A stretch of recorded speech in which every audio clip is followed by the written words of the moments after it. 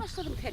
Ay men onu var ya, her gün sana aytıp berýän ha hewani. Şu toya var taňam sorýarlar da menden. Hawa. Aşyr ne edip şol pelwan bolupdyr diýip sorýarlar. Hawa. Ay menem şu görüstük bolupdyr diýenmen. Ne edip mergen bolupdyr, awçy bolupdyr diýen. Hawa. Indi hewani aýon ýene şo düýün aytyp berjek diýip aytyp bermedi. Yol var taňlap başladım sen. Ay men onu var ya, her gün sana aytyp berýän ha hewani. Şu toya var taňam sorýarlar da menden. Hawa. Aşyr ne edip şol pelwan bolupdyr diýip sorýarlar. Hawa. Ay menem şu görüstük bolupdyr diýenmen. Ne edip mergen bolupdyr, awçy bolupdyr diýen. Hawa. Indi hewani aýon ýene şo düýün aytyp berjek diýip aytyp bermedimmi şonu? Ay bu Türkan toya gitmeli bolup da toy çakılıp geldi de. Hawa. Aslında sen maňa wara durmuşa çykan şo awçy, kärmi, awçylygymy, mergenligimi açyp bolup geldiň, ona bilýän. Awa. Ay üstüm ýoksa wara gyzyl ellimen. Şo birinji gidişime bir hilegerek bol, onu da aýdyp bereýinmi? Ha. Birinji gideni ýapyň aňyryna geçdim, bir gidin ýol bar, otluşum bolup ýör. Ha.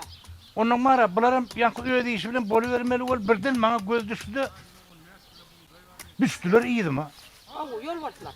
Ey menem mara ılgak gelişime wara, şo taýdan bir agaç tapdym, agazyň üstüne çykdym. Ağacı gitsine. Hawa. Ýol barsaram mara.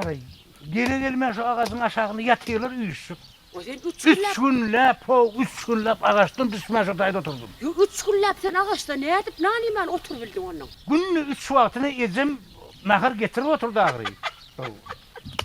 Al oğlum, ağacını al oğlum. 3 günden soň gitdi ýanky ýol bar. Şey diyorum ha, çorluň ondan sen. Hawa. Bir gidemne wara, birinji gerek gidemne 3 günläp agazyň üstünde oturdum. Ha. İkinji gerek gidemne de wara 3 günläp dağda galdym men. Awa. Ama şeydi yoş-yoşdan. Ana Aa. yeniden gutar bilmedin de Uğurcan öyle hayt gel ya aşır. Hawa. Olara çay nakar vereli gör. Ya çal edip vereli. Söyleme. Yeni aydıp gutarmak dağı işi. Ondan men soň dowam edýär. Awa şey day. Günne şu gurrun dağı yönü neçe gurrun etdim. Özüm sonun doyanok benim doyamak dağı. Şey diyorum av çorlu da aşıracak.